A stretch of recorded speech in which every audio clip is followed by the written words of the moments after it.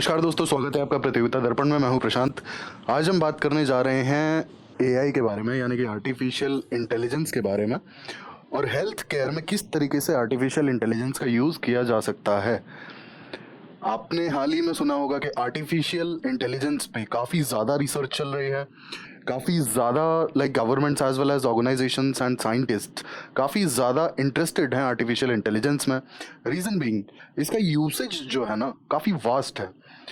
अब vast usage है तो हेल्थ केयर में भी यूटिलाइज किया जा सकता है। कैसे, आइए देखते हैं। सबसे पहले हम न्यूज़ देख लेते हैं।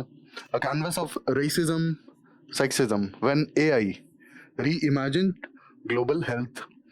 इसके बाद इकोनॉमिक टाइम्स का ये आर्टिकल है, data AI in health care can add 25 to 30 billion to India's GDP by 2030। NASSCOM का ये कहना है कि बेसिकली जो आर्टिफिशियल इंटेलिजेंस का हेल्थ केयर में जो यूसेज है एज वेल एज जो डेटा यहाँ पे यूज होगा, उसके चलते इंडिया की जीडीपी में 25 से 30 बिलियन डॉलर्स ऐड होंगे। यानी कि इंडिया की जीडीपी लगभग इतना एक्सपैंड कर जाएगी सिर्फ और सिर्फ एआई की वजह से, अगर हेल्थ केयर में एआई को यूज किया जाता है तो। ऐसा कहना है नास्कॉम का। इसके अलावा यहाँ पर एक और न्यूज है, यूएई में वर्ल्ड का पहला एआई इंस्टीट्यूट खुलने जा रहा है हेल्थ केयर के लिए, और ये बेस्ड होगा बेसिकली अजमान यानी कि यूएई में। मतलब आप सोचिए कि एक हेल्थ केयर फैसिलिटी खुल रही है जहां पर एआई यूज किया जाएगा बाकायदा। ऐसी फैसिलिटी यूएई में हाल फिलहाल में खोली जा रही है। इसके बाद वर्ल्ड इकोनॉमिक फोरम का एक आर्टिकल आता है, emerging tech like AI is poised to make health care more accurate, accessible and sustainable. अगर आप देखें तो वर्ल्ड इकोनॉमिक फोरम के कितने पॉजिटिव व्यूज हैं एआई को लेकर के, कि एआई का किस तरीके से यूज किया जा सकता है हेल्थ केयर में। काफी ज्यादा पॉजिटिव। देखिए, एक्यूरेट, एक्सेसिबल एंड सस्टेनेबल। तो आइए अब डिटेल में डिस्कस कर लेते हैं हम। अब बेसिकली एआई यानी कि आर्टिफिशियल इंटेलिजेंस, इसका हेल्थ केयर में क्या यूसेज होगा। अब काफ़ी सारी ऑर्गेनाइजेशंस का ये कहना है कि एआई का बेसिकली हेल्थ केयर में अगर यूसेज होगा तो इससे हेल्थ केयर सेक्टर को रेवोल्यूशनाइज किया जा सकता है, काफ़ी ज़्यादा इम्प्रूवमेंट देखा जा सकता है, और काफ़ी एक्यूरेसी के साथ में ट्रीटमेंट किया जा सकता है। आप सोचिए कि एआई के अंदर कितना पोटेंशियल है बेसिकली हेल्थ केयर को लेकर के, कि हेल्थ केयर का पूरा जो सेक्टर है ना उसे रेवोल्यूशनाइज किया जा सकता है। इसके अलावा आपका बहुत एक्यूरेसी के साथ में ट्रीटमेंट्स हो सकती हैं, और काफ़ी सारे इसके बेनिफिट्स होंगे regarding patient care, diagnosis, operational efficiency. आइए इन्हें डिटेल से हम एक एक करके डिस्कस करते हैं क्या है ये सब। अब बेसिकली हम बात कर रहे थे आर्टिफिशियल इंटेलिजेंस के बेनिफिट्स की और हेल्थ केयर में किस तरीके से इसे यूटिलाइज किया जा सकता है। तो सबसे पहले हम ये जान लेते हैं कि आर्टिफिशियल इंटेलिजेंस होता क्या है। ठीक है, ये होता क्या है, व्हाट इज आर्टिफिशियल इंटेलिजेंस। तो मैं आपको एक चीज बता दूं कि आर्टिफिशियल इंटेलिजेंस बेसिकली एक इंटेलिजेंस है जो कि आर्टिफिशियली डेवलप किया गया है मशीन्स के अंदर। ठीक है, अब बेसिकली आप मशीन में या फिर आप कह लीजिए कंप्यूटर्स में ढेर सारा डेटा फीड करते हैं। आप ऐसे एल्गोरिथम डिजाइन करते हैं जिससे कि मशीन उस डेटा को एनालाइज कर सके, यानी कि बेसिकली कंप्यूटर आपका इस डेटा को एनालाइज कर सके, और आप जो चीज ढूंढना चाहते हैं उस डेटा से वो चीज आपका एल्गोरिथम या फिर आपका कंप्यूटर इस डेटा के बेसिस पे आपको निकाल कर दे दे। ठीक है, एग्जाम्पल के लिए अब जैसे हमने ये तो देख लिया कि एआई का बेसिकली मतलब क्या है, आर्टिफिशियल इंटेलिजेंस, और जहां पर काफी सारा डेटा प्रोवाइड किया जाता है और उस डेटा को स्टडी करके थरो उसे स्टडी करके, और कंप्यूटर्स जब हमारी कोई चाही हुई चीज, जो चीज हम चाहते हैं, जो रिजल्ट्स हम चाहते हैं वो हमें दे देते हैं, वही है आर्टिफिशियल इंटेलिजेंस। एग्जाम्पल आप ऐसे समझिए कि सपोज आपके पास ब्लैक और व्हाइट बॉल्स हैं जो कि मिक्स हो चुकी हैं। ठीक है, अब ब्लैक और व्हाइट बॉल्स अगर आपके पास मिक्स हो चुकी हैं तो आप ऐसे समझिए कि आपने आर्टिफिशियल इंटेलिजेंस को एक एल्गोरिथम बना के दिया कि भाई व्हाइट बॉल्स को तो अलग कर दो और ब्लैक बॉल्स को अलग कर दो। तो यहाँ पर आपको डेटा फीड करना पड़ेगा कि व्हाइट बॉल मतलब व्हाइट कलर एक स्पेसिफिक साइज, ब्लैक बॉल मतलब ब्लैक कलर स्पेसिफिक साइज। ठीक है, आप सारा बेसिक डेटा जब उसमें फीड कर देंगे तो मशीन ऑटोमेटिकली उसे एनालाइज करेगा और ब्लैक और व्हाइट बॉल्स को सेग्रीगेट कर देगा। जैसे आपकी ये व्हाइट बॉल्स अलग हो जाएंगी एंड ब्लैक बॉल्स अलग हो जाएंगी। तो ये हमने छोटा सा एग्जांपल देखा कि आर्टिफिशियल इंटेलिजेंस को आप जितना समझाएंगे, डेटा जितना फीड करेंगे, वो उतना काम करेगा। तो ये तो हेल्थ केयर में भी पॉसिबिलिटी है। और यहाँ पर सबसे बड़ा बेनिफिट क्या है एआई का हेल्थ केयर में यूज करने का, क्योंकि आपने यहाँ पर डेटा फीड कर दिया और डेटा फीड करने के बाद आपका कंप्यूटर आपको जो रिजल्ट चाहिए वो प्रोवाइड भी करेगा। तो यहाँ पर सबसे बड़ा जो बेनिफिट है ना, वो है कि ह्यूमन एरर जो है ना, ह्यूमन एरर ये मिनिमाइज हो जाएगा और एक्यूरेसी बढ़ जाएगी इसी कारण से। ठीक है, इसके अलावा कई बार ऐसा होता है ना कि अगर डॉक्टर्स हैं, एक्सपीरियंस डॉक्टर्स के पास भी कई बार होता है ना, कुछ केसेस ऐसे आते हैं जो काफी नए होते हैं, बट अगर एआई में डेटाबेस काफी बड़ा होगा तो ऑब्वियस सी बात है कि एआई कहीं ना कहीं उस चीज को इजीली डायग्नोज कर ले जाएगा कंपैरेटिवली किसी डॉक्टर के। क्योंकि डॉक्टर के लिए कई बार ये पॉसिबिलिटी है ना कि कोई केस बहुत ही ज्यादा यूनिक और नया हो, लेकिन एआई का डेटाबेस इतना बड़ा है कि बहुत हाई चांसेस हैं कि वो सर्टेन केस एआई के डेटाबेस में होगा ही होगा। हम ऐसा मान सकते हैं कि 99% चांसेस है कि वो सर्टेन केस एआई के डेटाबेस में होगा। तो इससे डायग्नोसिस में हेल्प मिल जाएगी ना, क्योंकि एआई तो डायग्नोस कर लेगा कि एक सर्टेन पैटर्न है, यहाँ पे ये वाला डिजीज होने के चांसेस हैं। तो बेसिकली यही सारे यूसेज पे हम डिस्कस करने वाले हैं कि एआई के यूजेस क्या क्या हैं। सबसे पहला यूज आता है medical imaging analysis and diagnosis. अब बेसिकली यहाँ पर इशू जो आता है कई बार कि मेडिकल इमेजिंग आपकी एक्सरे हो गई, ठीक है, सीटी स्कैन्स हो गए,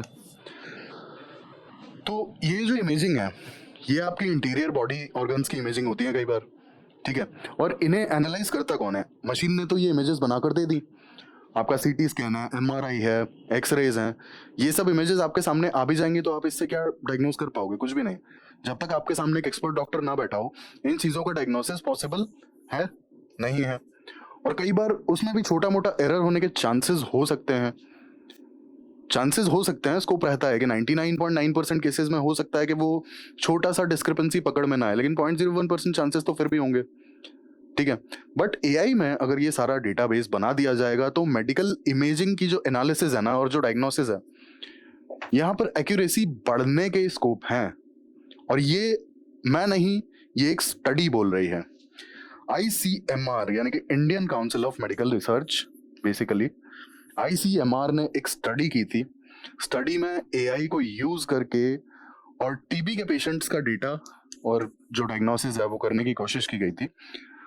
तो उस स्टडी में ये सामने आया था कि ट्यूबरक्लोसिस की जो डायग्नोसिस है ना, बेसिकली वो काफी हाई एक्यूरेसी के साथ में एआई कर पा रहा है, ठीक है। दूसरा,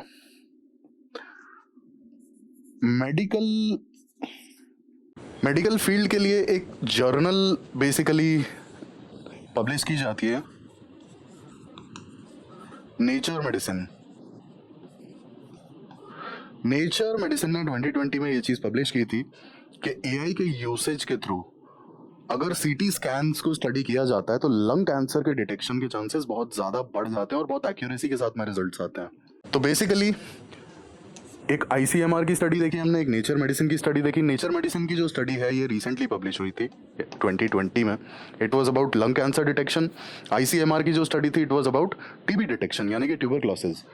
तो आप सोचिए कि ये जो स्टडी है, अब बेसिकली आपका जो भी इमेजिंग आता है, ठीक है, जो भी एक्सरेज हैं, सीटी स्कैन्स हैं, उनकी जो एनालिसिस है ना, अगर एआई का डेटाबेस अच्छा है तो बहुत हाई चांसेस हैं कि बहुत एक्यूरेट रिजल्ट देगा। और कई बार कुछ ऐसे पैटर्न्स होते हैं जो अगर एआई के डेटाबेस में अवेलेबल हैं तो एआई अच्छे से डिटेक्ट कर पाएगा। क्योंकि कई बार अगर कोई डिजीज या कोई भी डैमेज ऑर्गन्स को अगर नहीं हुआ होता है तो डायग्नोज करना डॉक्टर्स, मतलब इसीलिए डॉक्टर्स बहुत सारे टेस्ट कराते हैं, क्योंकि डॉक्टर्स के लिए कई बार पॉसिबल नहीं हो पाता कि सिर्फ और सिर्फ इमेजेस को यानी कि सीटी स्कैन, एक्सरे, एमआरआई इनको एनालाइज करके और किसी भी डिजीज को डिटेक्ट कर पाए, क्योंकि कई बार डिजीज की स्टार्टिंग स्टेज होती है।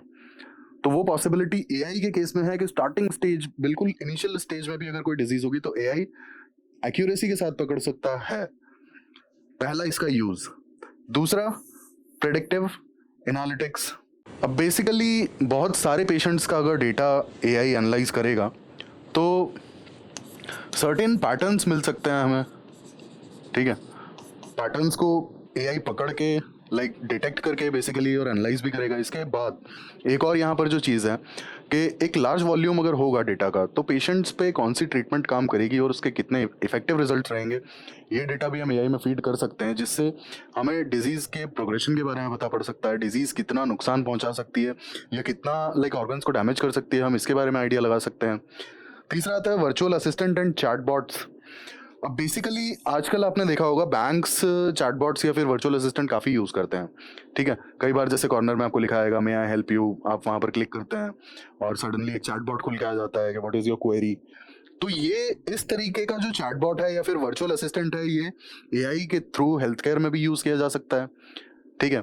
जैसे अगर एग्जाम्पल के लिए कि किसी भी पेशेंट को कोई इशू आता है, तो एटलीस्ट ये चैटबॉट्स जो हैं, ये चैटबॉट्स एक सर्टेन डेटा अगर फीड किया जाएगा, तो ये चैटबॉट्स एटलीस्ट ये रिकमेंड कर सकते हैं कि आपको होता है ना तुरंत के तुरंत कोई मेडिकल इशू है, आपको जल्दी से जल्दी मतलब कॉन्टैक्ट कर लेना चाहिए, या फिर आप मतलब डॉक्टर से मिलें, या फिर होता है ना कि आप कुछ दिन वेट करें। तो एक होता है ना कि एग्जाम्पल के लिए कि किसी को सर्दी जुकाम है, लेकिन मतलब हमें पता नहीं है कि वायरल फीवर हो सकता है या कुछ और भी हो सकता है, थोड़ा सा टेम्परेचर भी है और सर्दी जुकाम है। तो अगर एआई में ये सारी चीज़ें फीड कर दी जाएंगी, और अगर हम बेसिकली अपने वर्चुअल असिस्टेंट या फिर चैटबॉट से पूछते हैं कि क्या हमें मतलब नॉर्मल स्टीम लेकर खाना खाकर सो जाना चाहिए, या फिर हमें लाइक किसी भी चीज़ के लिए डायग्नोसिस के लिए हॉस्पिटल जाना चाहिए, तो वहाँ पर भी हेल्पफुल हो सकता है। क्योंकि इंडिया के केस में अगर आप देखेंगे तो कई बार डिजीज इतनी बढ़ जाती है ना कि शायद उसे क्योर करने के लिए जेन्युइनली बहुत ज़्यादा मेडिसिन और बहुत ज़्यादा टाइम लग जाता है। In that stage most of the patients do visit hospitals. मतलब आप समझ रहे हो कि डिजीज के एडवांस स्टेट्स में इंडियंस की आदत है कि, और ये ऐसा मैं नहीं कह रहा हूँ, ऐसा स्टडीज कहती हैं कि इंडियंस की मतलब ये चीज़ होती है कि अगर शुरुआती कोई स्टेज होती है डिजीज की, तो दे कीप ऑन इग्नोरिंग कि हाँ नॉर्मल होगा। तो कई बार होता है ना कि डिजीज थोड़ा सा एडवांस स्टेज में पहुंच जाती है, तब वो लोग लाइक मेडिकल हेल्प के लिए जाते हैं। तो ये जो वर्चुअल असिस्टेंट है या चैटबॉट है, ये इस चीज को कर्व करने में हेल्प कर सकता है, ठीक है? फिर आता है ड्रग डिस्कवरी एंड डेवलपमेंट। अब बेसिकली ऐसे एल्गोरिथम्स डिजाइन किए जा सकते हैं और ऐसा डेटाबेस बनाया जा सकता है जिससे कि ड्रग्स को बहुत इफेक्टिवली डिस्कवर किया जा सके।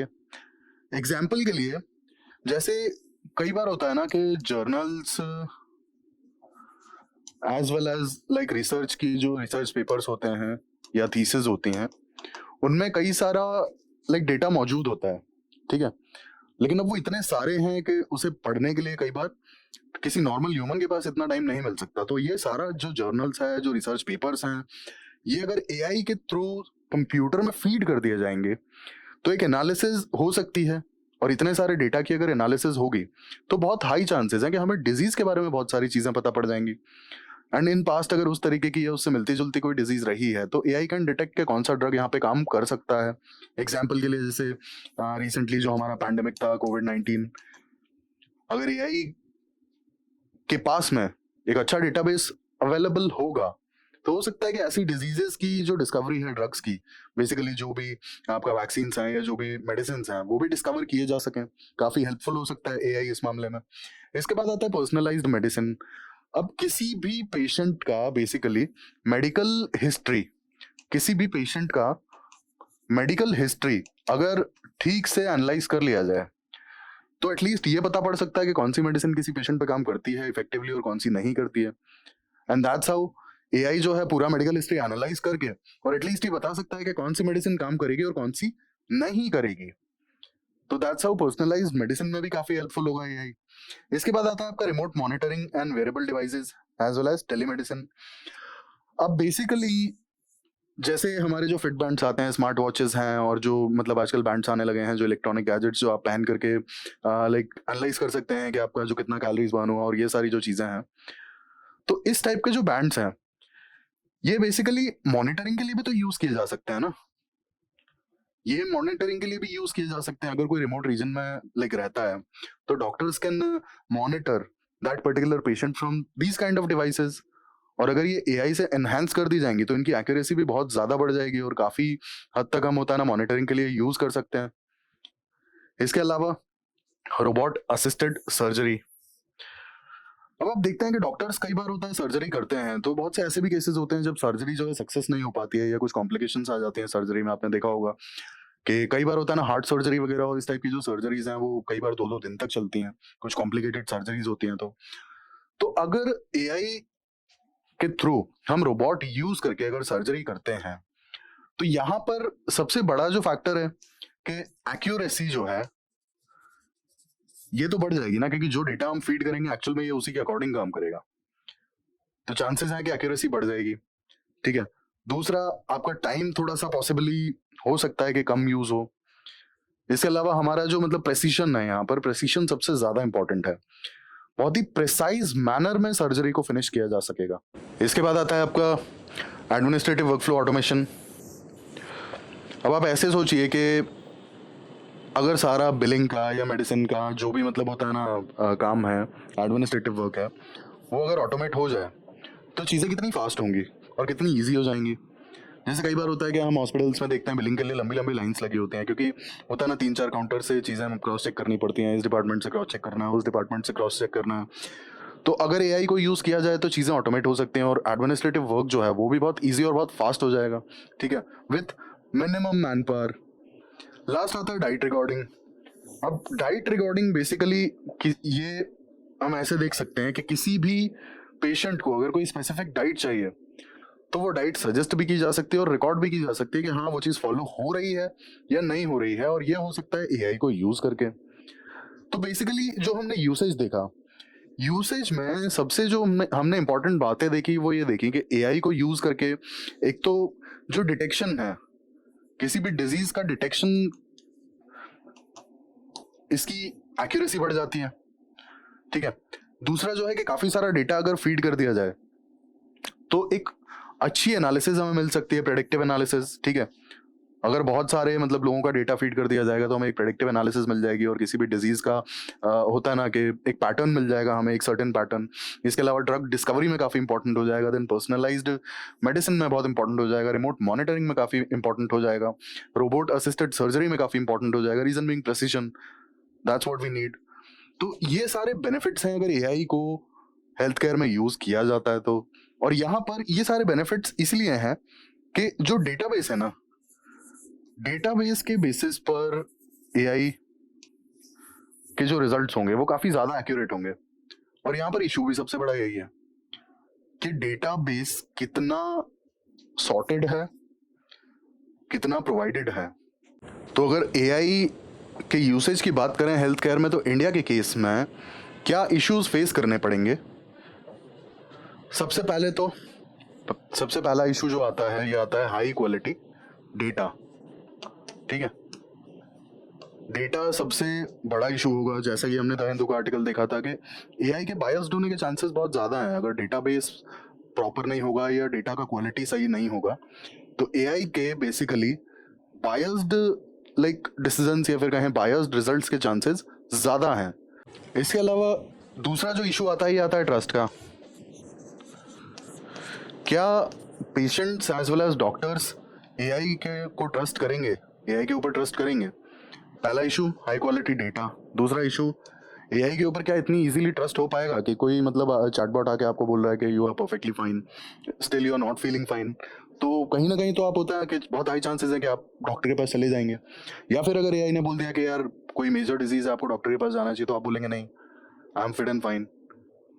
तो ट्रस्ट वाला इशू आता है और ये दोनों के केस में, डॉक्टर्स के केस में भी, पेशेंट्स के केस में भी। तीसरा इंडिया के केस में जो सबसे बड़ा इशू आता है वो आता है टेक्नोलॉजिकल इंफ्रास्ट्रक्चर। आप सोचिए इतना बड़ा डिजिटल डिवाइड आज की तारीख में है, रूरल एरियाज में मोबाइल फोन के connections as well as accessibility कितनी कम है, ठीक है, इलेक्ट्रिसिटी नहीं है, लोगों को गैजेट्स चलाने नहीं आते हैं, कितना बड़ा डिजिटल डिवाइड है। रूरल एरियाज में बेसिकली डिजिटल इंफ्रास्ट्रक्चर की भी हाल फिलहाल में कमी है, ठीक है, इंटरनेट की जो पेनिट्रेशन है वो भी कम है, पर्टिकुलरली रूरल एरियाज में अगर देखा जाए तो, है ना। तो इन दैट केस एआई को अगर हम यूज भी करने लगते हैं हेल्थ केयर में तो क्या जहां पर हमारी 60% से भी ज्यादा आबादी रहती है, यानी कि रूरल एरियाज में, क्या रूरल एरियाज को इस चीज का बेनिफिट मिल पाएगा? ये भी एक बहुत बड़ा क्वेश्चन है। अब कंसर्न्स की अगर बात करें, यहाँ पर कंसर्न्स क्या हैं, क्या कंसर्न्स हो सकते हैं, तो हमने चैलेंजेस देख लिए, डेटा का एक बहुत बड़ा इशू है, ठीक है, इसके अलावा trust as well as digital infrastructure. अब यहाँ कंसर्न क्या आता है, कंसर्न आता है सबसे पहला privacy as well as security, ठीक है। प्राइवेसी और सिक्योरिटी का इशू क्यों है, मैंने आपको क्या बताया था, आर्टिफिशियल इंटेलिजेंस क्या होता है और किस चीज पे डिपेंडेंट होता है, डेटा। तो बेसिकली यहाँ पर तो काफी सारे लोगों का डेटा होगा, और अगर डेटा होगा तो data privacy it is important, ठीक है, डेटा प्राइवेसी इज इंपॉर्टेंट। अगर डेटा यहाँ से किसी भी तरीके से लीक हो जाता है किसी भी तरह का साइबर अटैक या रैंसमवेयर अटैक होता है और डेटा लीक हो जाता है, तो हु विल बी रिस्पॉन्सिबल? कितने सारे लोगों की मेडिकल हिस्ट्री जो है वो कहाँ जाएगी पता है क्या किसी को? In case of such kind of cyber attack data privacy maintain हो पाएगी क्या? डेटा की सिक्योरिटी कितना बड़ा कंसर्न होगा, क्योंकि किसी भी इंसान की मेडिकल हिस्ट्री पूरा पूरा फीड किया जाएगा। तो ये एक बहुत बड़ा कंसर्न है बेसिकली कि डेटा प्राइवेसी के जो लॉज हैं वो काफी ज्यादा स्ट्रिक्ट होने चाहिए, ठीक है? और डेटा की जो सिक्योरिटी है उसे इंश्योर करना सबसे बड़ा यहाँ पर कंसर्न होगा। इसके बाद दूसरा चैलेंज आता है डेटा डाइवर्सिटी, ठीक है? अब चैलेंज में हमने बेसिकली देखा था क्वालिटी ऑफ डेटा, लेकिन कंसर्न में डेटा डाइवर्सिटी क्यों? अब बेसिकली कंसर्न में डेटा डाइवर्सिटी इसीलिए क्योंकि मैंने आपको बोला था एक चीज कि यहाँ पर बायस्ड रिजल्ट्स देखने को मिल सकते हैं। कैसे मिल सकते हैं? अगर डेटा डाइवर्सिटी नहीं होगी तो। इसीलिए डेटा की डाइवर्सिटी जरूरी है। सपोज अगर आप सिर्फ फीमेल्स का ही डेटा यहाँ पर फीड करते हैं तो क्या मतलब मेल और फीमेल बॉडी में थोड़े मोड़े जो डिफरेंसेस हैं उसके अकॉर्डिंग जो डिसीजंस आएंगे वो कहीं ना कहीं फीमेल्स के फेवर में होंगे ना, और मेल्स के अगेंस्ट बायस्ड होंगे, क्योंकि थोड़ा सा जो बायोलॉजिकल डिफरेंस है वो एआई को समझाना पड़ेगा। या फिर हम ऐसे कहें कि जो लोग ट्रॉपिकल एरियाज में रह रहे हैं, जो लोग ट्रॉपिकल एरियाज में रह रहे हैं और जो लोग होता है कि आपका मिड लैटिट्यूड्स में रहते हैं, उनका भी तो थोड़ा सा डिफरेंस रहेगा ना चीजों में। लाइफस्टाइल अलग है, क्लाइमेट अलग है, खाने पीने के जो मतलब तौर तरीके हैं वो उसमें काफी ज्यादा डिफरेंस है। तो ऑब्वियस सी बात है कि डिजीजेस वगैरह में भी कुछ चीजों में डिफरेंस आएगा। तो डेटा की क्वालिटी और डेटा की डाइवर्सिटी दोनों बहुत ही ज्यादा जरूरी हैं। अगर डेटा की quality as well as data की डाइवर्सिटी नहीं होगी ना तो AI biased results for sure देगा। इसीलिए बहुत ज्यादा जरूरी है कि डेटा जो है बहुत डाइवर्स होना चाहिए और डेटा की जो क्वालिटी है बहुत हाई होनी चाहिए अगर हमें एआई को यूज करना है तो। तीसरा आता है इंटरप्रिटेशन बाय एल्गोरिथम। अब बेसिकली एल्गोरिथम में आप जितना डेटा फीड करेंगे उतना ही तो ये इंटरप्रेट कर पाएगा ना। आउट ऑफ द बॉक्स जाके तो ये नहीं कर सकता क्योंकि वो डेटाबेस में चीज है ही नहीं। But out of the box जा करके शायद एक डॉक्टर का एक्सपीरियंस यहाँ पर काम आ सकता है। लेकिन अगर एआई में डेटा फीड नहीं किया गया तो एल्गोरिथम जितना डेटा है उसी के बेसिस पे चीजें लाइक डिफाइन करेगा। तो ये भी एक बहुत कंसर्न है बड़ा। इसके बाद आता है बायसनेस। बायसनेस मैंने आपको रीजन बता दिया। अगर डेटा डाइवर्सिटी नहीं होगी तो बायस्ड आउटकम्स आने ही आने हैं, और बायस्ड आउटकम्स के सिनेरियो में एआई जो है इसका यूसेज कहीं ना कहीं फेल ही होता है, क्योंकि हमने तो बेसिकली एक्यूरेसी बढ़ाने के लिए एज वेल एज प्रेसिजन के लिए एआई को यूज किया था, और वही चीज हमारी हो नहीं पा रही। जो आउटकम्स है ना तो वो एक्यूरेट है और ना ही वो प्रिसाइज है। तो इसका मतलब क्या है? सीधा सीधा इसका मतलब सीधा सीधा ये है कि अगर बायस्ड रिजल्ट्स आते हैं तो एआई को यूज करना तो फिर अपने पैर पे कुल्हाड़ी मारने जैसा हो जाएगा ना, क्योंकि रिजल्ट्स एक्यूरेट आने नहीं है। और हमने तो इसका यूसेज ही इसलिए किया था कि एक्यूरेट रिजल्ट देगा और प्रिसाइज रिजल्ट देगा। वही तो कॉम्प्रोमाइज हो गया। रिजल्ट तो बायस्ड है ना, और रिजल्ट्स बायस्ड हैं तो फिर इसको यूज कैसे किया जा सकता है? ये तो ब्लंडर हो सकता है इनफैक्ट। इसके अलावा lack of transparency of AI tools. अब एआई के जो एल्गोरिथम्स हैं इनमें भी तो बेसिकली जो ये एनालाइज करते हैं जो टूल्स, तो इनका बेसिक जो एल्गोरिथम है वो भी तो ट्रांसपेरेंट नहीं होगा ना। जो भी टूल्स होंगे उसे पब्लिक डोमेन में ये तो अवेलेबल कराया जाए, इसके बाद भी कोई गारंटी नहीं है कि जो सेम चीज पब्लिक डोमेन में अवेलेबल है वही यूज की जा रही है ना। इसके अलावा मैनिपुलेशन थ्रू एल्गोरिथम्स। अब आप ऐसे सोचिए कि अगर एक सर्टेन रीजन का या फिर एक सर्टेन रेस का या फिर एक सर्टेन कहना चाहिए कि जेंडर का ही अगर डेटा फीड किया जाता है एल्गोरिथम में, लेकिन एल्गोरिथम को कुछ इस तरीके से डिजाइन कर दिया जाता है कि वो बस उतना ही सर्टेन डेटा के बेसिस पर ही डिसीजंस या फिर आउटकम्स दे देता है, तो जो आउटकम आएंगे वो कहीं ना कहीं मैनिपुलेटेड भी तो होंगे, क्योंकि यहाँ पर तो जानबूझ के एक सर्टेन रीजन या फिर एक सर्टेन जेंडर का ही डेटा प्रोवाइड किया गया और रिजल्ट्स ऐसे दिखाए गए कि ये तो बहुत मतलब लेजिटिमेट रिजल्ट्स हैं, जबकि शायद वो है नहीं। ठीक है, तो एक तरीके से ये मैनिपुलेशन भी हो जाएगा। Then surveillance. अब बेसिकली किसी भी इंसान की मेडिकल हिस्ट्री फीड की जाएगी तो ऑब्वियस सी बात है कि कहीं ना कहीं तो वो सर्वेलेंस पे चला ही जाएगा ना, डायरेक्टली या इनडायरेक्टली, क्योंकि पूरी मेडिकल हिस्ट्री जो है वो कहीं ना कहीं फीड की जा रही है डेटा के रूप में। Then unemployment. अब आप ऐसे सोचिए कि हमने एडमिनिस्ट्रेटिव ऑटोमेशन की बात की थी, इसके अलावा भी आप लाइक रिसर्च पेपर्स की भी हमने बात की थी, एडमिनिस्ट्रेटिव ऑटोमेशन की बात की थी, ठीक है, इसके बाद मेडिकल इमेजिंग एनालिसिस की बात की थी। तो हाल फिलहाल में तो ये सारे काम जो हैं ये मैन पावर के थ्रू ही होते हैं, और अगर ये ऑटोमेट हो जाएंगे तो वैसी बात है, unemployment will be the consequence. Last आता है लीगल रिस्पॉन्सिबिलिटी।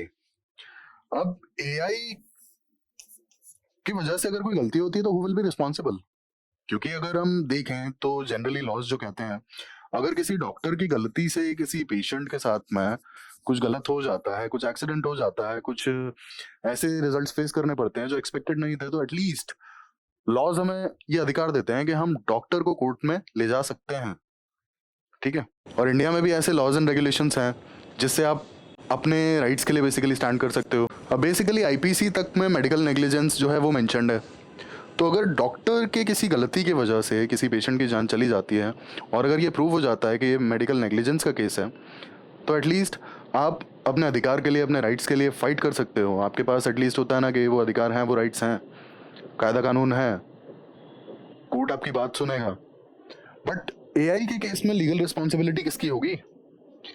अगर किसी भी पेशेंट की बाई चांस कोई ट्रीटमेंट होता है ना कि बैकफायर कर जाता है या फिर डेथ हो जाती है, तो who will be responsible for this loss of life? कौन रिस्पॉन्सिबल होगा? एआई तो रिस्पॉन्सिबिलिटी लेगा नहीं, बिकॉज दैट्स अ मशीन, ठीक है। तो ये काफी बड़ा कंसर्न है। तो ये सारे जो इश्यूज हैं, ये सारे इश्यूज कहीं ना कहीं एआई का जो यूसेज है हेल्थ केयर में, उस पर एक क्वेश्चन मार्क उठाते हैं कि एआई वैसे हम मान सकते हैं कि एक्यूरेट हो सकता है, प्रिसाइज हो सकता है, लेकिन ये सारे इश्यूज एड्रेस बिना किए एआई को हेल्थ सेक्टर में पूरे तरीके से यूज करना क्या ठीक रहेगा? जैसे आप इंडियन स्टार्टअप की बात करें, हेल्थीफाई मी, ठीक है, तो बेसिकली ये लोग भी कहीं ना कहीं एआई यूज करते हैं। आपका पर्सनलाइज्ड एक डाइट प्लान बना कर देते हैं आपको, है ना। एक स्टार्टअप है यूजिंग एआई का यूज करके आपका पर्सनलाइज्ड डाइट चार्ट बनाते हैं। तो यहाँ पर भी एआई का यूसेज है। हालांकि स्मॉल लेवल पे, छोटे लेवल पे ये चीजें स्टार्ट हो चुकी हैं कि एआई का हेल्थ केयर से रिलेटेड जो यूसेज है वो ऑलरेडी चल रहा है।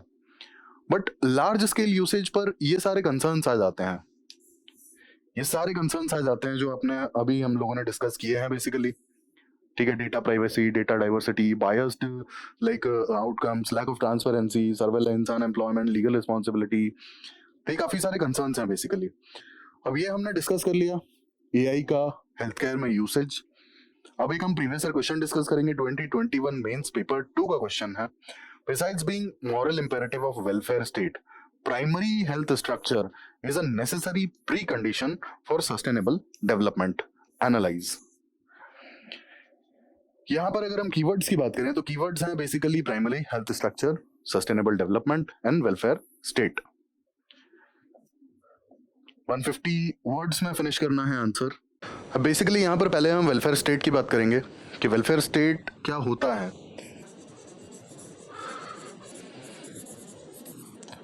वेलफेयर स्टेट को आप कुछ इस तरीके से डिफाइन कर सकते हैं अपने इंट्रोडक्शन में कि welfare state means that state जहां पर सिटीजन्स का सोशल एज वेल एज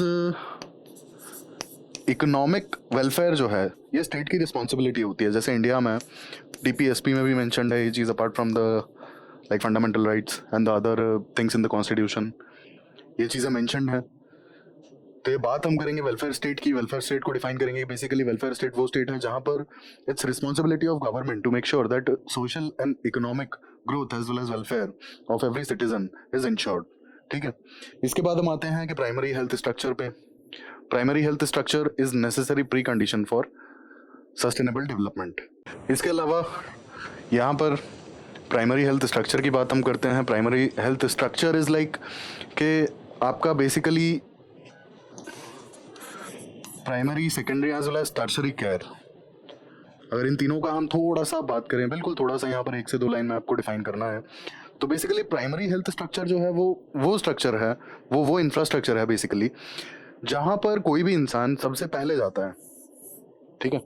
आपका टर्शरी हेल्थ केयर यानी कि जो मल्टी स्पेशलिटी हॉस्पिटल्स होते हैं, जो बहुत ही एडवांस्ड, जहाँ पे हेल्थ केयर की जो नीड्स होती हैं, जैसे सर्जरी है किसी तरह की, या किसी तरह का बहुत ही एडवांस लाइक हार्ट ट्रांसप्लांटेशन या ऑर्गन ट्रांसप्लांटेशन, तो वो हो जाता है आपका टर्शरी केयर। अब आप सोचिए कि प्राइमरी हेल्थ केयर जो है, प्राइमरी हेल्थ केयर काफ़ी ज़्यादा लाइक इंपॉर्टेंट चीज़ हो जाएगी इसके इस हिसाब से, है ना। और इसके अलावा हम यहाँ पर एक चीज़ मेंशन कर सकते हैं कि WHO के according health is like social, physical and economic. Socially, physically and economically अगर कोई ठीक है तो ऑब्वियसली हेल्थी होगा। इसके अलावा हम यहाँ पर ये भी चीज़ मेंशन करेंगे कि अगर हेल्थ बेसिकली ख़राब है तो कहीं ना कहीं जो जॉब्स हैं या फिर जो वर्क का आउटपुट है उस पर भी काफ़ी ज़्यादा इफेक्ट पड़ता है, ठीक है। इसके अलावा डिसेबिलिटी एडजस्टेड लाइफ ईयर्स, इसकी भी बात यहाँ पर मेंशन की जा सकती है कि डिसेबिलिटी एडजस्टेड लाइफ ईयर्स जितने कम होंगे उतना बेटर होगा, ठीक है। अदरवाइज़ यहाँ पर होता क्या है कि ख़राब हेल्थ की वजह से कुछ लोगों की लाइफ थोड़ी ज़्यादा हो सकती थी, बट वो कहीं ना कहीं पहले ही मतलब एक्सपायर कर जाते हैं या डेथ हो जाती है उनकी किसी बीमारी के कारण से। और ये सब जो होता है, ये सब होता है कि अगर primary health structure properly available रहेगा तो फिर ऑब्वियस सी बात है कि लोग, अगर कोई छोटी मोटी प्रॉब्लम होती है तो उसमें एटलीस्ट दे कैन विजिट, है ना, किसी भी हॉस्पिटल में, नियर बाय जो भी हॉस्पिटल होगा या जो भी प्राइमरी हेल्थ केयर होगा वहाँ पर, एंड इन दैट केस ये सारी चीज़ें उन्हें फेस नहीं करनी पड़ेंगी, ठीक है। इसके अलावा यहाँ हम सस्टेनेबल डेवलपमेंट गोल्स की बात कर सकते हैं कि सस्टेनेबल डेवलपमेंट गोल्स में जैसे आपका पॉवर्टी, इसके बाद आपका वेलबींग है SDG 3, तो ये सारी जो चीज़ें हैं ये सस्टेनेबल डेवलपमेंट गोल्स में भी मेंशन्ड है, ठीक है। एक हेल्दी लाइफ, और बेसिकली कहीं ना कहीं पॉवर्टी की वजह से हेल्थ भी खराब होती है ना। अगर ये भी एक बहुत बड़ा इशू है, प्रॉपर जो है न्यूट्रिशियस डाइट नहीं हो पाती है और कहीं ना कहीं it leads to bad health, तो ये सारी चीज़ें सस्टेनेबल डेवलपमेंट गोल्स में भी मेंशन्ड है। देन लास्टली जो लाइफस्टाइल डिजीजेज हैं या फिर ये कहें कि जो न्यू एज एलिमेंट्स हैं, इनके लिए भी हमें काम करना होगा, है ना। ये भी काफ़ी ज़्यादा इंपॉर्टेंट हो जाते हैं। अब सोचिए कि न्यू एज एलिमेंट्स के कारण से जैसे आपके आर्थराइटिस हैं या कोविड-19 है, तो ये सब जो है एकदम से डिजीजेज जो हैं, और इसके अलावा लाइफस्टाइल जो डिजीजेज हैं, तो ये सारी डिजीजेज कहीं ना कहीं सस्टेनेबल डेवलपमेंट के लिए भी तो एक हर्डल बन जाती हैं। तो बेसिकली वेलफेयर स्टेट की बात करके अगर हम यहाँ पर ये बात करेंगे कि प्राइमरी हेल्थ केयर होता क्या है और उसकी ज़रूरत क्यों है, क्योंकि सस्टेनेबल डेवलपमेंट गोल्स में भी डिफाइंड है, WHO भी डिफाइन करता है हेल्थ को, ठीक है। Universal declaration of human rights में भी ये चीज़ें मेंशन्ड हैं। तो जब यहाँ सारी चीज़ें मेंशन्ड हैं ऑलरेडी हर जगह पर, तो ऑब्वियस सी बात है कि सस्टेनेबल डेवलपमेंट के लिए हमें कहीं ना कहीं एक हेल्दी लाइफ भी ज़रूरी है, ठीक है। बिना हेल्थ के जो, जैसे हमने देखा कि यहाँ पे डिसेबिलिटी एडजस्टेड लाइफ ईयर्स हैं, इसके अलावा जो लेबर का जो आउटपुट होता है बेसिकली इस पर भी असर पड़ता है। और सस्टेनेबल डेवलपमेंट के लिए हमें जो काम ही करने थे वो तो थे वेलबींग, पॉवर्टी, गुड फूड यानी फूड सिक्योरिटी बेसिकली। तो कहीं ना कहीं हम यहाँ सस्टेनेबल डेवलपमेंट की अगर बात करेंगे तो हमें जो इश्यूज एड्रेस करने हैं उसमें वेलबींग भी तो एक है ना। तो ये सारी चीज़ें हम मेंशन करेंगे यहाँ पे, और इसी के लिए लास्ट में हम कंक्लूड कर देंगे कि प्राइमरी हेल्थ स्ट्रक्चर काफ़ी ज़्यादा इंपॉर्टेंट हो जाता है सस्टेनेबल डेवलपमेंट के लिए। सारे हमने यहाँ रीजंस दे दिए। रीजंस कौन कौन से, जो न्यू एज डिजीजेज हैं या लाइफस्टाइल डिजीजेज हैं, इसके अलावा डिसेबिलिटी एडजस्टेड लाइफ ईयर्स हैं, तो ये सारे रीजंस हैं और इन्हें हम बेसिकली जस्टिफाई कर सकते हैं। Sustainable development goal 1 as well as 3 ये हमारे लिए काफ़ी ज़्यादा इंपॉर्टेंट हो जाते हैं, ये हम मेंशन कर सकते हैं। और इसीलिए बेसिकली सस्टेनेबल डेवलपमेंट गोल्स में भी ये चीज़ें मेंशन्ड हैं, और न्यू एज चैलेंजेस जो हैं वो भी हमें फेस करने हैं। तो प्राइमरी हेल्थ केयर का जो स्ट्रक्चर है वो काफ़ी ज़्यादा इंपॉर्टेंट हो जाता है यहाँ पर। तो ये हमने क्वेश्चन डिस्कस किया। इसके अलावा हमने हेल्थ केयर में AI के यूसेज को देखा। ये थी हमारी आज की डिस्कशन। ऐसे ही इन्फॉर्मेटिव वीडियोज़ के लिए हमारे साथ प्लीज़ जुड़े रहिए, और जुड़े रहने के लिए सब्सक्राइब ज़रूर कर लें। Thank you, thanks for watching.